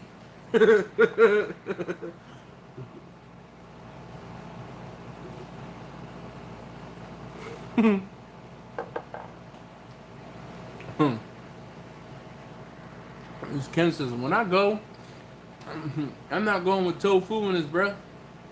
I'm going to go with a Big Mac in one hand and a bag of fries in the other. Hey, to each his own. Quester J says he's going to have bacon in one hand and bologna in the other. Ugh.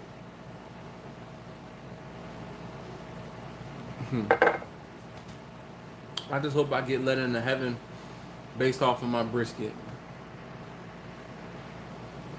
Ken, I remember when Wendy's had a salad bar in it. There's still some Wendy's that have salad bars in them. The Pizza Huts too. Not many Wendy's, but yeah, Pizza Hut and Wendy's. Hey, Kent, thank you very much. Yes. Don't send them any questions. Just say, hey, can we hurry this up and get them off? Yo, you know, another thing too, I don't know what I'm going to drink when I'm on there, because ain't no way. I love Crown, but on a Thursday, I got to get up on Friday morning to go to work.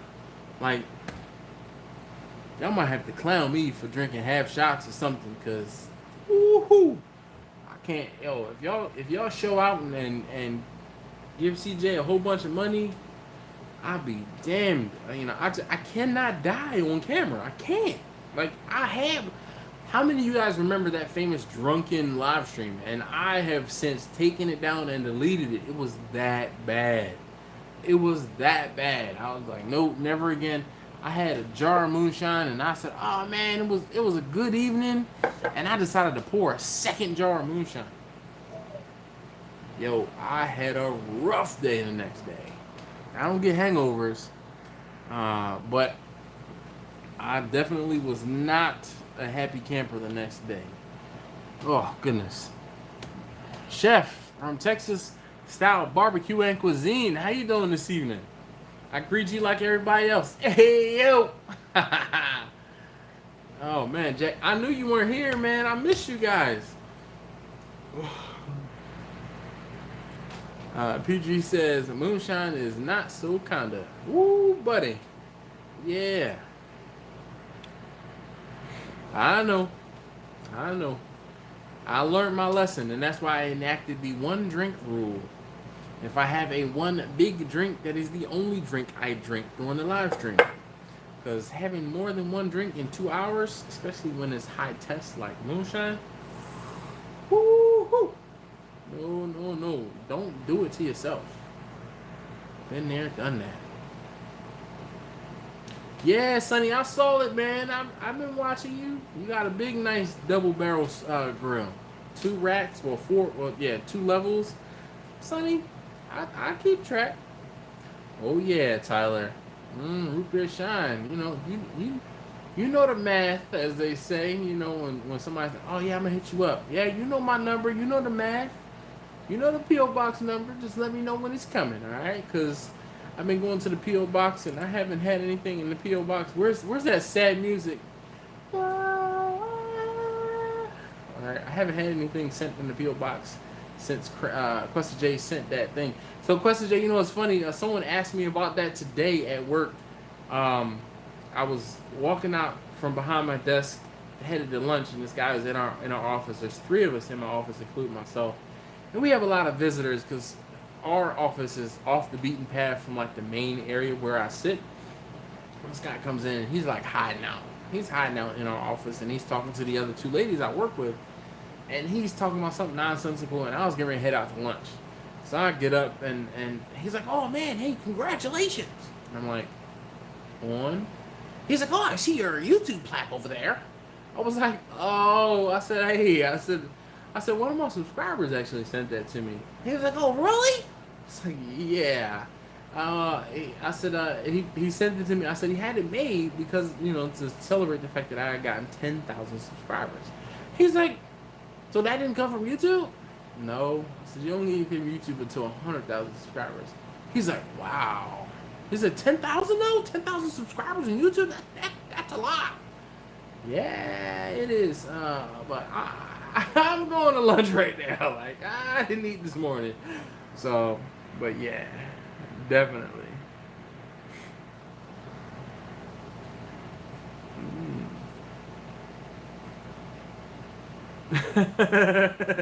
Ken says he would send me some of his rub he used, but it's stored in his old, only Folgers tub, and he's out of duct tape to seal it up good. Man, put that in a plastic bag and put it in an envelope and send it. I'm down to try, you know, all types of stuff. Like, really, I am. Definitely down to try it. All right, Chef, thank you for popping in and saying hi. I appreciate you stopping in. If you could, on the way out, one, don't let the door hit you with a good Lord Splitter, and two, can you hit that thumbs up button for me? I'd greatly appreciate it.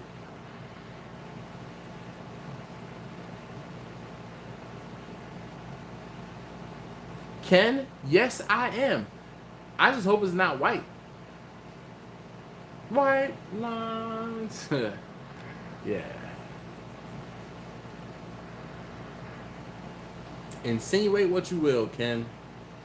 But yeah, Question J, I still, when I do different things or I walk in my office and I see it, it boggles my mind, man, that you took the time to do that. That means a lot to me. Thank you so very much. That's dope. Like, it's dope. That's up there in the top 5 things I've gotten from one of you guys. Like, seriously, top 5. I'm not gonna lie, probably like top 3. But yeah, so I that's dope. But the last couple weeks I've been to the PO box, I've been like, wah, wah, wah. I don't know. I feel like I only mention the PO box on the live stream, so I have to do a better job of mentioning the PO box in videos. The only thing is I don't want to be that guy who's just like, hey. But seriously, if you want to send something for me to try, or something thoughtful, just don't send like. So I've seen YouTubers get like magazine subscriptions, and I find it hilarious. Some of the magazine subscriptions people send into people's PO boxes. So I'm not giving you guys any ideas or anything, but I'm just saying, yeah.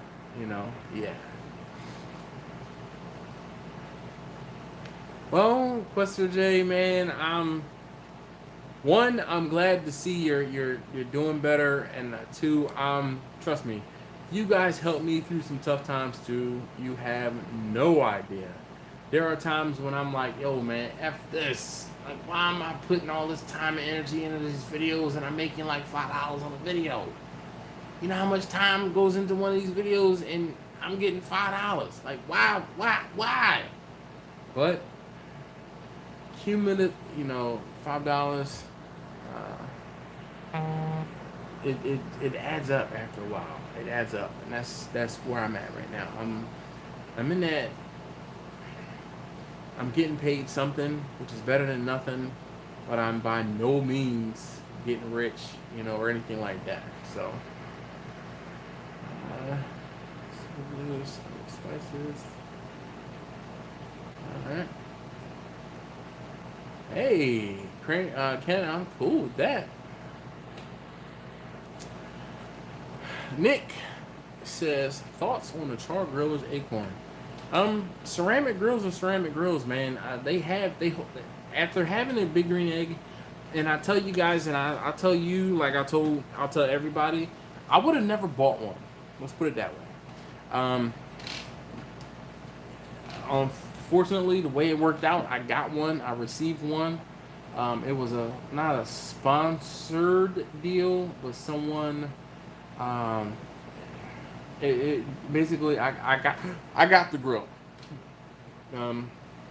And having a grill, I see why people like them, and I see there are some downfalls with it as well. So the ceramic grills, they have their place, man. I am all about tools, and I tell you guys, and I've told you guys that all of my different grills and the different smokers are each a tool. Each tool has a specialty, and some of them are multitaskers, and some of them are single task type deals.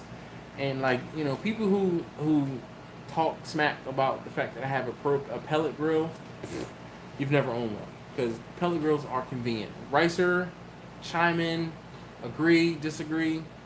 When you have to get something done, you cannot pay attention, or you cannot babysit a grill, man. Cooking with my charcoal grills, with the smokers that I have, cooking with my smokers that have charcoal baskets, wow. Talk about freeing up extra time to be able to do something else, like sleep, no. And those of you guys who have propane grills or give people grief about having a propane grill or a propane smoker, guess what? Not everybody can afford a $500 smoker. Not everybody can afford a $1,000 grill. Okay?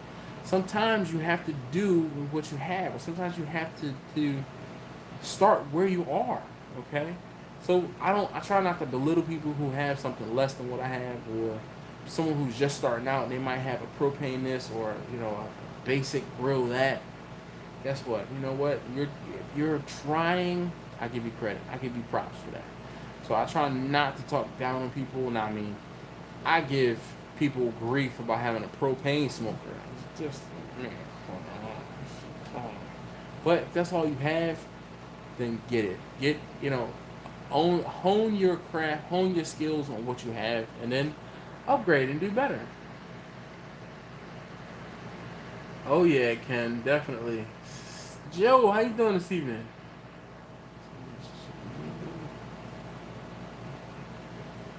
Well, Questa J, you let me know, man. Definitely let me know. Yeah, we'll work something out.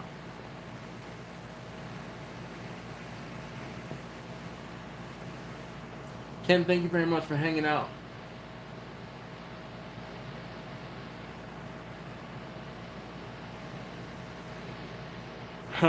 John, I'm right there with you, man. Shoot, I was up this morning at 4:30. It is now quarter to 11.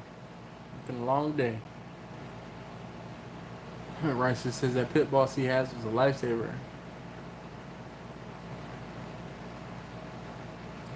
Rice just says he said less wood taste, but he still likes it. That's what's up. Has one, he really likes it. I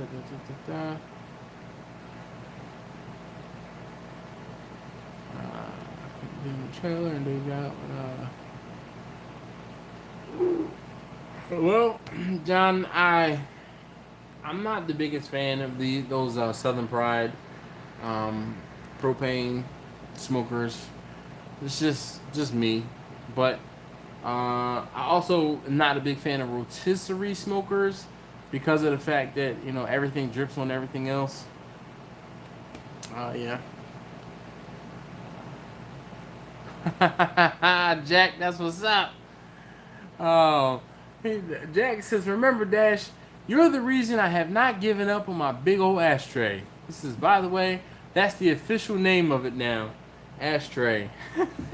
Jack, I'm telling you, man, I think you're pulling my leg, man. You're pulling my leg. There's no way. There's no way. Jack, I tell you, look up my phone number, give me a call, we'll talk, all right? Because my whole thing is I want everybody to level up, man. I want everybody to level up, rather. No. Grace. That's what's up, Jay. Or John, sorry. He says he finally has a name for his grill. Her name is Grace. So I haven't really talked to you guys or told you guys why I name everything. The reason why I name everything is because I'm always talking about the Big Green Egg, or I'm always talking about this, or I'm always talking about that. And I'm like, they deserve more respect than that, okay? And that's why I give everything names, because whenever I'm talking to my friends about my Jetta is affectionately known as the Mistress. The Mistress is currently living with my brother. My brother is driving the Mistress, and she's probably got close to 270,000 miles on it. I love the hell out of that car, and it was one of those things where a friend of mine said, you spend more time in that car than you do at home. She's like your mistress, and it stuck. So that's why I'm a big proponent of letting the names of things come to me or come out coincidentally, and then that's the name. All right, like Bessie. I didn't name the smoker Bessie. Some of my Instagram followers named it Bessie, and the name just stuck. Vicky though, after trying to work with Vicky and her treating me the way she did, she reminded me of a girl I know named Vicky, and woohoo! I was like, oh yeah, you're a Vicky for sure. Bernadette got her name because she kept burning stuff, man. That was why she's Bernadette. Yep. So Conrad talking about smokers and stuff. He says watch Craigslist. You can sometimes find an acorn on them. Also check out Big Steel Keg if not looking for ceramic. Excuse me, but for a similar setup. Hey Chauncey, thank you for hanging out. Definitely appreciate it. Checking Craigslist every week. People here in Canada try to get full price for used stuff when it's clearly been used. Well, so Nick, unfortunately, if you can't find it on Craigslist, then you're gonna have to buy it new.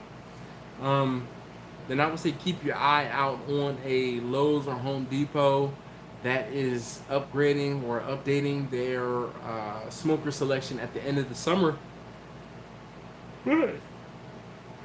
Excuse me, you being in California, you might not have the same seasonal, requirements or seasonal items as I do on the East Coast.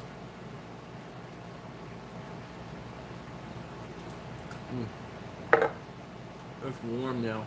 Woo. A little rougher.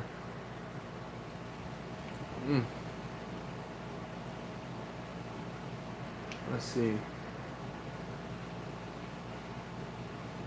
Nick says he'll buy them from Lowe's on 4th of July. He says the acorn will be on sale. Tay, I have done a pastrami fail video. I did not. The pastrami I made was not successful at all. And I don't have a problem showing you guys that I don't always get it right. Like, there's a lot of times where I'm like, I kind of have an idea of how I want something to work. Like my grilled cheese video, 3/4 of it is a fail. 3/4 of it is a fail. And I know I'm going to be my own worst critic and I'm going to be hard on myself and stuff like that. But in the end, the kids loved the grilled cheese that I made. But getting to that point, whoo, boy, I was disappointed to say the least.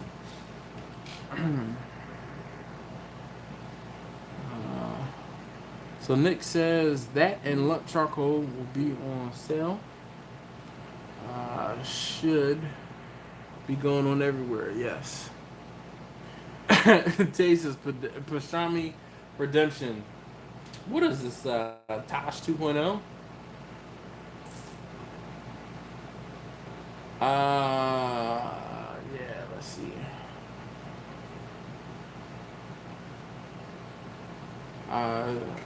Right, sir, I think he's saying for the 4th of July. Oh, whew. All right. I am beat. I'm struggling here. So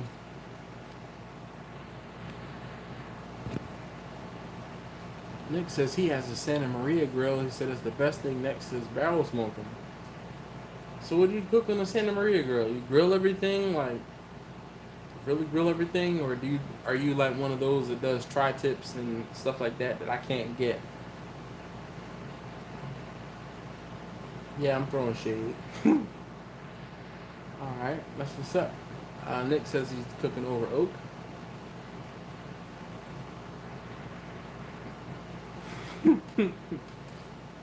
Well, at least you got the joke, Nick. Alright, so I'm fading fast and I'm developing a headache. Don't let the pastrami kick my butt. Nah, man, pastrami won. That's cool. I don't have to win them all. Yeah. Oh my god. Yeah, and right, sir, the tri-tip you get at Sam's is already seasoned, right? Like in a pack with some marinade or something else in it. Because I know we have that too. And I'm like, nope. Nick, do you need to read between the lines?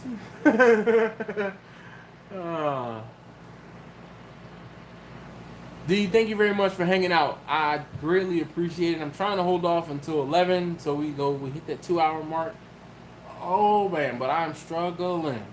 You know what? Look, yeah, I'm just gonna sit here. It's just another 10 minutes. I was going. Wait, let's see. All right.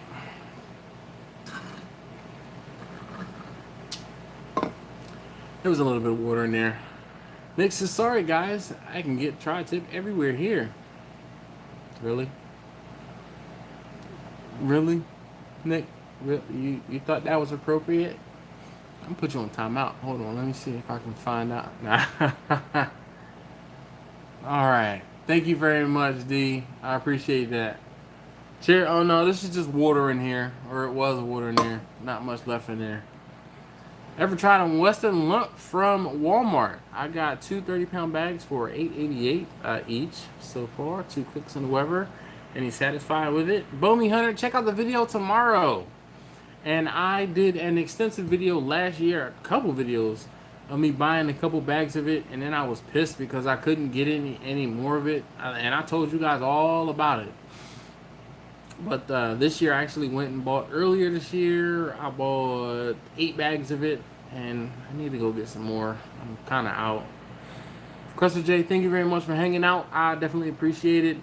Jack, Betty, take great care. I'm glad to see you guys. Like I said, I really do not worry specifically about you, but I worry about you guys who comment and come in and on the live streams or comment on the videos when I don't see you guys. I know life happens and things like that, and yeah, I worry. No problem, Nick. Thank you for being a good sport.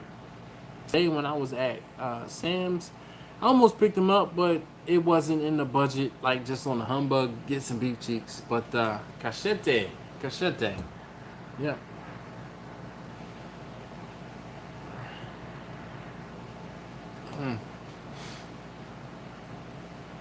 Something new. Thank you. Gosh, slowly but surely, I'm trying to build a little empire here. I really do appreciate you guys who are around. Not those cheeks, Nick. Get your mind out the gutter. And actually, did you know that the picanha is basically like the butt cheek? Yes. Jack, I want to see you next week too. Don't just say bye to them. All right, fellas and ladies. Any ladies? Just say hi. Yep. Oh yeah, Bomi Hunter. It definitely works out. I'm not sure. What day of the week is 4th of July on this year? Shoot. Let me check my Palm Pilot calendar. Yeah, I should do a live stream on July 3rd. Last year, I didn't do a live stream on July 4th because July 4th was Wednesday. So I did it a day early. But this year, July 3rd is the Wednesday. Yeah, I'll be streaming. Why not? I went to the butcher here, trying to get beef plate ribs. He didn't even know what he was talking about. Yeah, but, it's one of those things, man. Like, the butchers in New Jersey aren't butchering the. Yeah, it's from a movie, Darren. From Friday or Friday After Next. What is his name? Cat Williams. They were trying to set something up, and he's like, let me check my Palm Pilot. So, anytime I pull out my phone and look at the calendar, that's usually what I say. Yep, Ricer, I was getting at that. The butchers are going to sell the cuts that they sell in their area. But you know what's crazy? If a butcher kind of cross-trained and learned how to butcher meat like they did in another area, it would probably change up their sales, their meat sales, and also draw other people in. Free barbecue neighborhood on July 4th. I know for sure I won't be up in that area. If anything, I'll be in Delaware. I have my sister-in-law lives in Delaware, and we usually go up to her house. Yeah, Darian, sorry. Favorite whiskey, Nick says. I am a Crown Apple fan. I like Crown Apple. That's my story, and I'm sticking to it. I'm not really all that big of real whiskey. Seagram's, 7 every now and again, but gosh, I don't drink a whole lot of brown liquor. Give me clear or give me death. Cause yeah. But my favorite drink of choice is the Long Island iced tea because it has so many different liquors in it. Once you have a Long Island, you can drink and deviate anywhere. Beer right now, I've really been on Miller Lite. I don't know if you saw or not, but I'm a type 2 diabetic and I'm not supposed to have all the sugar. So in order to get my beer fix, I cheat and drink light beer, and Miller Lite was the one that I found that I can tolerate most.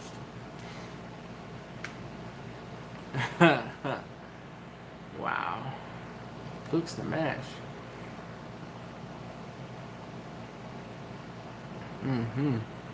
Gosh. Well, I'm glad my butchers know what picanha is because it is a Hispanic butcher. Whew. Gosh, but there was a little bit of a language barrier, like a little bit. Nick, I know it's not, what is it, 11, 10, 9. It's not 9 o'clock for everybody like it is for you right now. Woo boy. And I have been up a long time today. So I'm gonna bid you guys adieu. Oh my god, he said it's 8 o'clock. It's not even 11 yet. That's why it's still 8. Man, you're just rubbing it in. It's still early. It's still early. Anybody checking in from Hawaii? Let's just throw all the shade, There were a lot more of you earlier. But I'm going to get out of here. Go get some rest. Long day tomorrow. Anyway, thank you guys so very much, as always, for hanging out and being on the live stream. If you could, please make sure you hit that like button on the way out. Oh man, Easy Bake Barbecue. How you doing? Kentucky is checking in. And I am about to check out. Like, can you see? I am dead tired. I'm so ready to go to sleep. All right, Nick, thank you very much. Cheers to you too. Darian says we're on the East Coast. We understand. Darian is in, what, upstate New York? Whew. Goodness. So good. Well, Easy Bake Barbecue, thank you so very much for popping in and saying hi. Deuces. All right, guys. I thought you lived further upstate. He said he lives in New York City. Twaski Parker. Why the first time I see you in the comments, you got to be telling everybody bye? You can't say hi earlier, or maybe I missed it. If I missed it, I'm sorry. But maybe I missed it. Oh boy, Questa J, you dirty rat. Oh man, Questa J, ooh. I'm not even gonna dignify that one. Anyway, all right, fellas, ladies and gentlemen, I am gone. I will see you guys next time. All right. Twaski says 2 kids under 2, just checking in.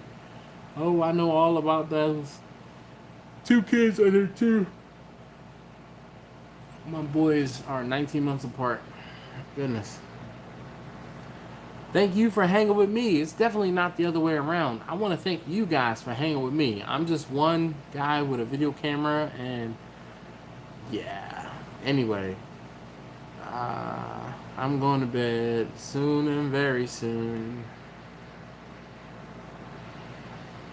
I'm trying to hit the 2-hour mark. I got a minute to go.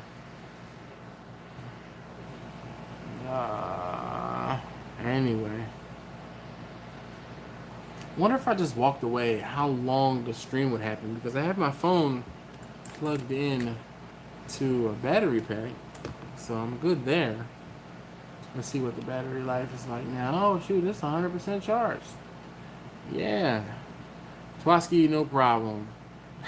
Easy Bake Barbecue says, you can do it! And this, you can do it! With the J. You can do it! Rob Schneider. Let's see. 20 seconds to go, starting now. I want to make it over 2 hours. and then I'll go home. Anyway, all right, AZ Tricky. Hey, real quick question before you go. When you do a cook a day or two beforehand, how do you go about storing and reheating? I put it in pans, the catering pans. Oh, you guys, Darian, that's funny. I put it in catering pans and put it in the refrigerator. Usually I don't cook more than one day. I try not to cook more than one day in advance. Two at the absolute most. But yeah. Kids are asleep. I have beers in the fridge. Yeah, it's only 8:02. Gosh, man. Nick, if only. Goodness gracious. I wish. Anyway, you guys, I really want to say thank you. And I'll see you guys later, alright?